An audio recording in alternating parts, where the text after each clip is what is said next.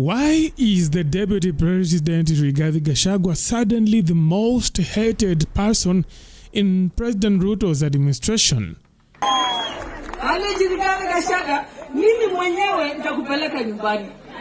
am putting you, Rigathi Gachagua, on notice. You are going to be impeached. I can confirm that to you today. And I shall be in charge of that impeachment myself. This is the unfolding drama of a man many now see as the black sheep, with his political career seemingly on a life support, awaiting President Ruto's intervention. Now, Gachagua's tribulations aren't new to Kenyans. As Mathira MP during President Uhuru Kenyatta's tenure, he faced numerous battles.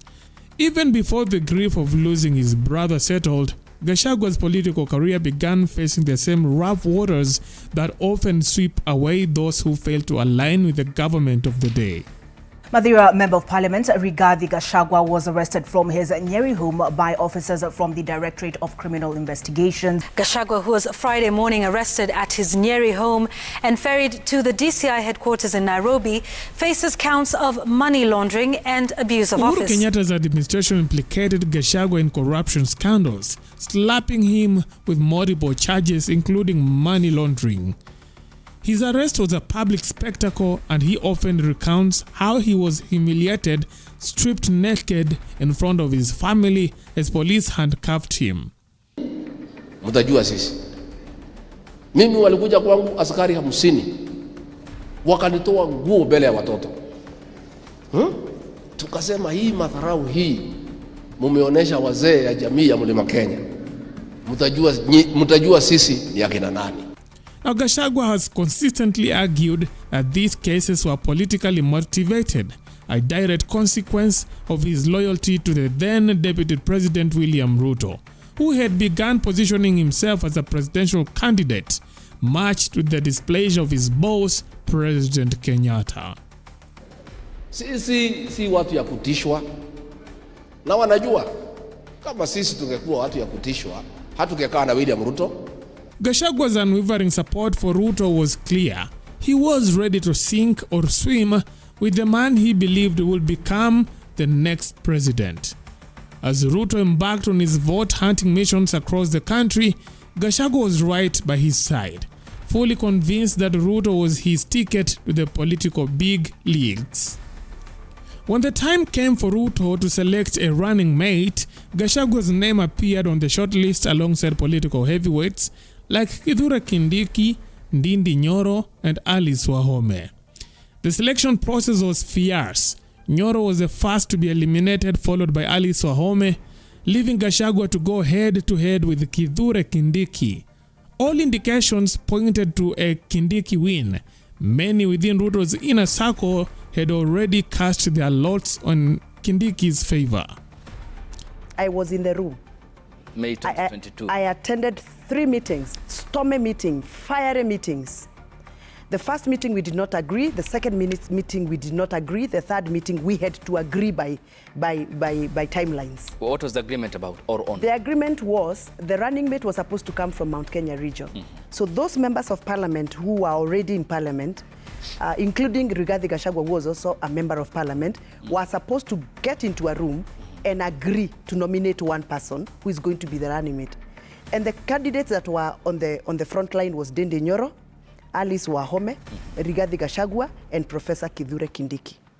And we went round 1 nominations. We dropped Ndindi Nyoro and we dropped Alice Wahome. We were left with Professor Kindiki and Rigathi Gachagua.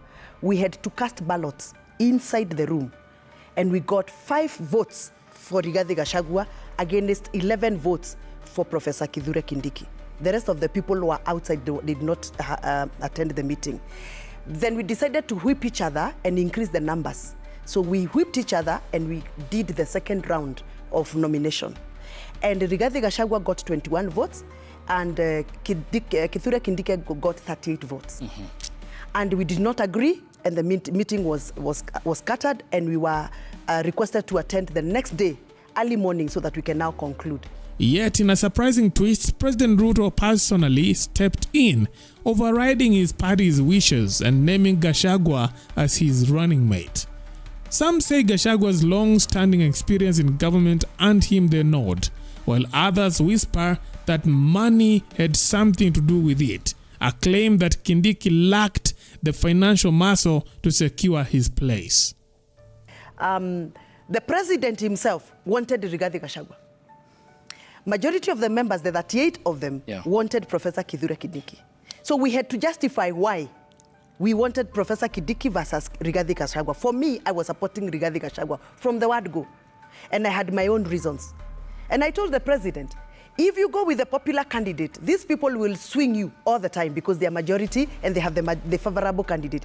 Get the one who is not liked, because this guy, even if he's not liked, he is a worker.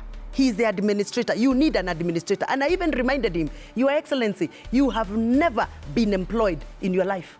You don't know how to wake up in the morning to go to an office and go to an authority. That is what I told the president of the day. I told him that. You need an administrator, somebody who has ever reported in an office, somebody who has worked in the administrative system, somebody who knows how governments are run. And you need Rigathi Gachagua. I remember giving that kind of a moving speech to the president. Now, the people who felt like they were defeated, and let me tell you, when we went home the next day, the next morning, Rigathi Gachagua was supposed to come dressed in a suit with his wife. Professor Kindiki was also supposed to come dressed, ready for acceptance. When Professor Kindiki realized that the president wanted Rigathi Gachagua, he switched off his phone and disappeared on us. He ran away. He disappeared for 3 days. He even tweeted and wrote on social media, I've had enough. And so we told the president, if your own person, the candidate that people are giving you, is running away and switching off his phone, what kind of a deputy president will he be if he ever become? That's how Rigathi Gachagua became the deputy president nominee. So his problems started from the majority of those who didn't want him. They started fight from the word go. And all they do is that whenever they have the access to the president, they will always demean him. They will always try and push the second card, the bad card, the demeaning card, and that is what they've been working towards. And they are scheming. They have been scheming all along.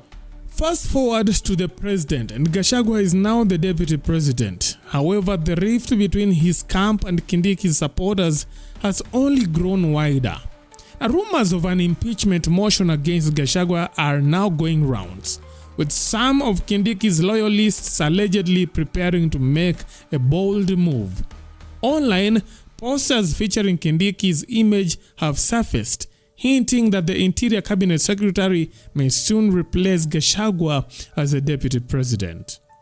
Now, the pressure on Gachagua continues to mount, with whispers of an impeachment motion to be tabled in just 2 weeks. Many believe Kindiki has now become Gachagua's greatest enemy, with his presence in Ruto's government casting a long shadow over the deputy president's career.